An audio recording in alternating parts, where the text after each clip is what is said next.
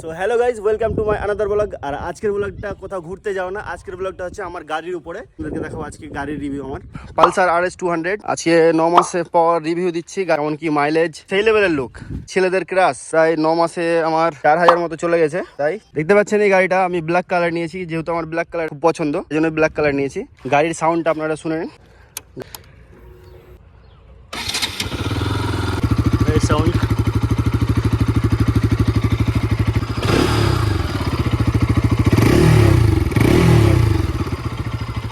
BS6 এর update গাড়ি এটা। লোকেশনটাও দেখতে পাচ্ছ, কত সুন্দর লোকেশন।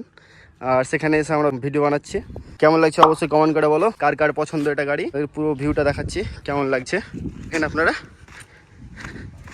গাড়ির মধ্যে রয়েছে ডবল ডিস্ক, ডবল ABS, সামনে ABS, পিছনে ABS।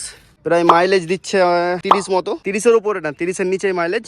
আর এখন যে নতুন মডেলটা করেছে এটা একটু চেঞ্জ করেছে, বাদ বাকি গ্রাফিক্স চেঞ্জ করেছে। আগেকার মডেলটাই বেশি ভালো লাগছে। বন্ধুরা এবার আপনাকে বলি যে আমার গাড়িটা নেওয়া এখন পর্যন্ত ভিডিও কেন আসেনি, কারণ অনেক ব্যস্ততার মধ্যে ছিলাম, তাই জন্য ভিডিও দিতে পারিনি গাড়ির।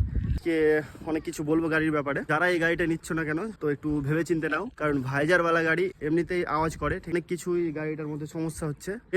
বড় প্রবলেম হচ্ছে 2 মাস হয়েছে মাত্র, গাড়ি কিনা 2 মাস হয়েছে। তো তার মধ্যে দেখেন এই যে এখানে একটা প্রবলেম হচ্ছে, এখানে অনেক শব্দ হচ্ছে। শোরুমে গিয়ে বলছি যে এটা শব্দ করছে, তো বলছে এটা চেঞ্জ করা যাবে না, এটা চেঞ্জ করলে আবার এক্সট্রা টাকা লাগবে। 2 মাসের মধ্যে খারাপ হয়ে গেছে এটা। আর ভাইজারওয়ালা গাড়ি বুঝতে পারছো, অনেক শব্দ হয়, একটু মেনটেন করে চালাতে হবে। আর একটা জিনিস বন্ধুরা, ভাইজারওয়ালা গাড়ি দেখতে পাচ্ছ, এই জিনিসগুলো অনেক কমজোরি টাইপের। ঠিক এই যে এখানে এরকম গাড়িটা নিচ্ছ তো ভাবনা চিন্তা করে নাও। গাড়িটা আমি নিয়েছিলাম EMI, আর কত কি ডাউন পেমেন্ট দিয়েছি, কত কি পড়েছে, ঠিক আছে EMI পড়েছে, সবকিছু বলছি। অন রোড 2,23,000 মতন। এটা আমি EMI নিয়েছি, যেহেতু দাম বাড়বে EMI। আমি দিয়েছিলাম 1,14,000 মতো ডাউন পেমেন্ট, আর কিস্তি এসছে 4,920 টাকা করে। তো তোমরা যদি নাও এই গাড়িটা যেখান থেকে আমি নিয়েছি সেটা হচ্ছে ডাকবাংলা। তো অলরেডি 3টে সার্ভিস আমার হয়ে গেল, 3টে ফ্রি সার্ভিস থাকে, 3টে হয়ে গেল। তো 2টো আমি ডাকবাংলাতে করিয়েছি, আর একটা করেছি আমাদের এখানে ঔরঙ্গাবাদে। তো গাড়ি নেওয়ার পর যে সার্ভিসিং করছি, সার্ভিসিং যে এত খারাপ করে দিচ্ছে, যে সার্ভিসিং করার পরেও গাড়ি মনে হচ্ছে সার্ভিসিং করা হয়নি। তো তোমরা যদি ডাকবাংলা থেকে নিচ্ছ, যাদের বাড়ি তোমাদের ধুলিয়ান, ঠিক আছে, ধুলিয়ান, তারপর চাঁদপুর